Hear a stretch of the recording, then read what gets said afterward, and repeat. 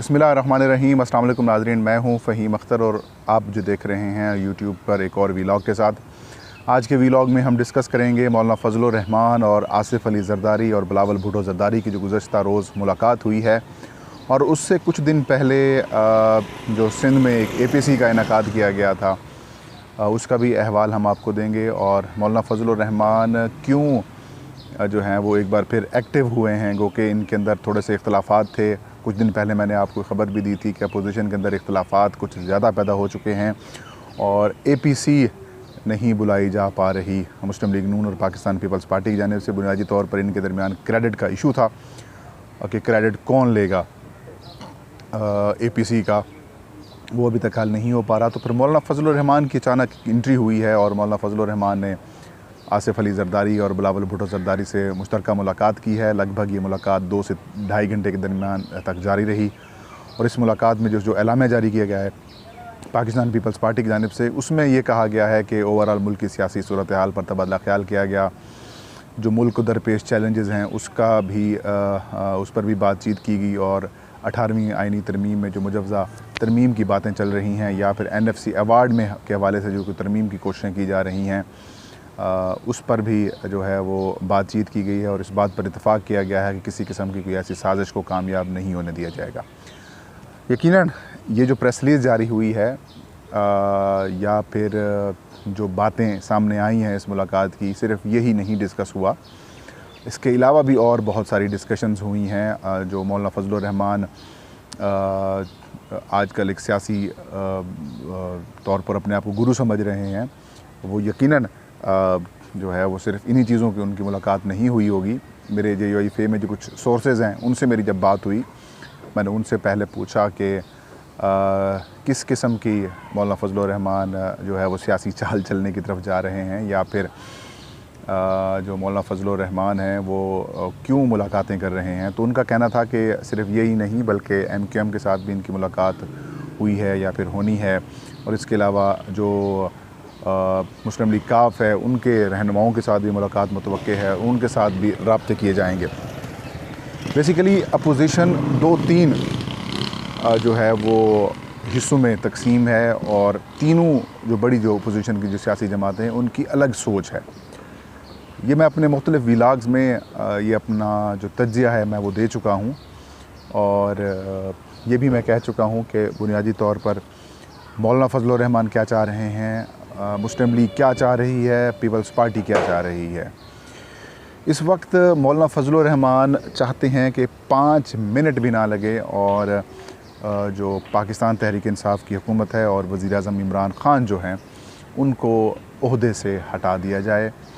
या हुकूमत ये ख़त्म करके नई हुकूमत लाई जाए और एक ऐसा सेटअप लाया जाए जिसमें मौलाना फ़ज़लुर रहमान को इक़्तिदार में शरीक किया जाए। मौलाना फ़ज़लुर रहमान का अपना एक मौक़िफ़ है और वो ये है कि जो इमरान ख़ान हैं या फिर PTI की जो मौजूदा हुकूमत है इनको फ़ौरन जो है वो स्पॉन्सरशिप हासिल है, फंडिंग हासिल है। ये पाकिस्तानी एजेंडे पे नहीं बल्कि गैर मुल्की एजेंडे पर है और वो कहते हैं कि इनके पीछे यहूदी अनासर या फिर यहूदी लॉबी जो है वो सारा इमरान ख़ान को सपोर्ट कर रही है। ये तो मौलाना फ़ज़लुर रहमान की एक सोच है। पीपल्स पार्टी की ये सोच है कि नहीं, जमहूरी प्रोसेस 5 साल का है, तो पीपल्स पार्टी ये चाहती है कि जिस तरीके से मुस्लिम लीग नून ने अपने 5 साल मुकम्मल किए, जिस तरीके से पाकिस्तान पीपल्स पार्टी ने अपने 5 साल मुकम्मल किए, वैसे ही PTI को भी अपने 5 साल मुकम्मल करने चाहिए और वो फ़ौरी तौर पर किसी किस्म के भी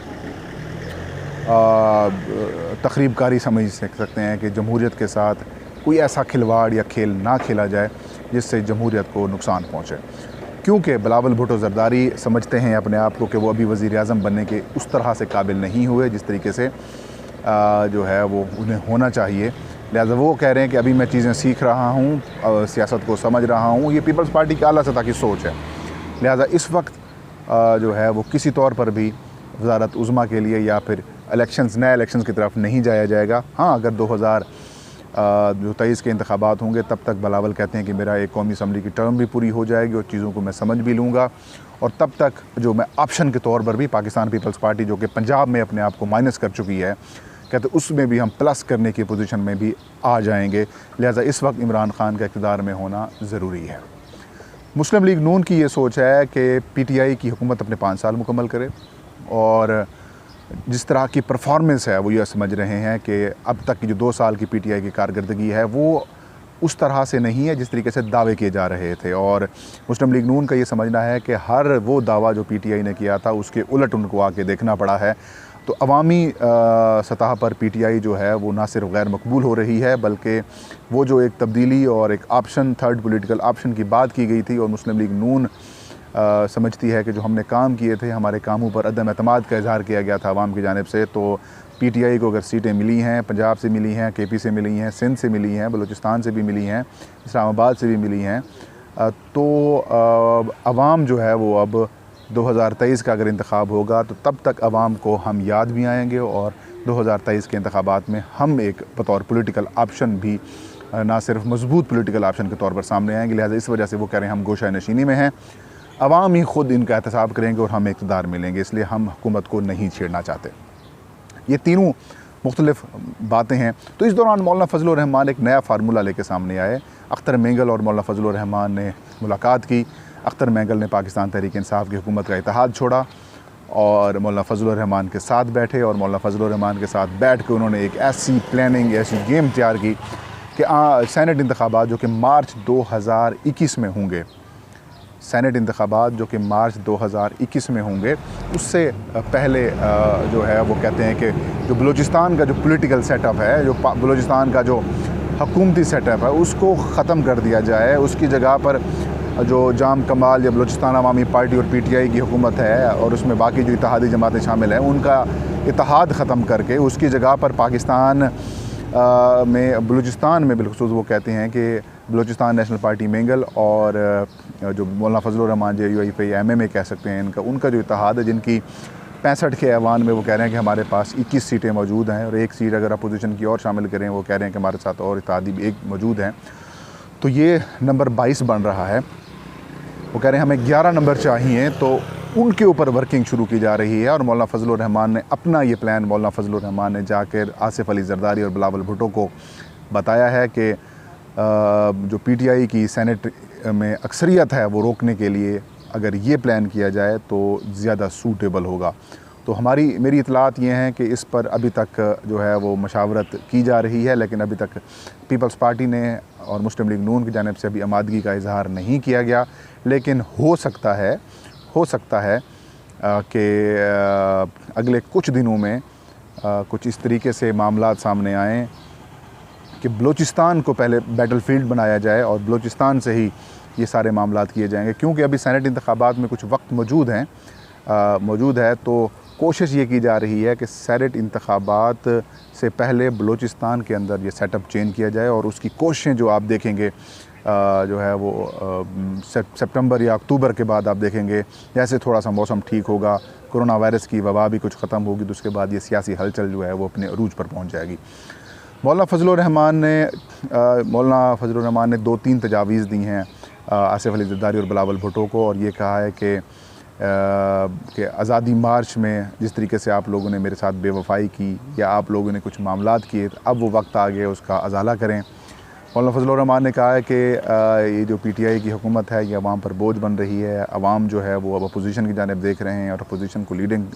का किरदार अदा करना चाहिए, और इमरान खान की हुकूमत के ख़ात्मे के लिए आप तहरीक अदम एतमाद या फिर कोई और अगर ऑप्शन मौजूद है आइन में रहते हुए तो उसको इस्तेमाल करें। मौलाना फजलुर रहमान इस मुलाकात में क्योंकि वो नाकाम रहे हैं, क्योंकि ऐसा सच उसकी अनाउंसमेंट नहीं हो सकी, और APC के इनेकाद के हवाले से भी उन्होंने कहा कि ग्रैंड EPC बुलाई जाए, दोबारा उसमें रहबर कमेटी को फ़ाल करने के हवाले से बातचीत की जाए। तो इस हद तक तो इत्तफ़ाक़ किया गया है कि APC भी बुलाई जाएगी और रहबर कमेटी का दोबारा फ़ालियत के हवाले से भी गौर किया जाएगा। अब मौलाना फजलुर रहमान जो हैं वो इसके बाद मुस्लिम लीग नून से भी मुलाकातें करेंगे। उनकी मुलाकातें मुतवक्किल हैं। PTI के जो इत्तेहादी जमातें हैं उनके साथ भी मुलाकात हो सकती है, और मौलाना फजलुर रहमान इत्तेहादियों को तोड़ने के हवाले से जो अपना एक मिशन है वो अब शुरू कर चुके हैं। वो कि मौलाना फजलुर रहमान अपने पहले मिशन में बुरी तरह से नाकाम रहे। आज़ादी मार्च उन्होंने इस्लामाबाद में निकाला और आज़ादी मार्च वो भी बुरी तरह से पिट गया। गो के नंबर बहुत ज़्यादा था, लेकिन वो मकासद अपने हासिल करने में नाकाम हुए। अब मौलाना फजलुर रहमान पर मौलाना फजलुर रहमान के हवास पर इमरान खान हावी हैं, और इमरान खान वो उनको बर्दाश्त नहीं हो रहे,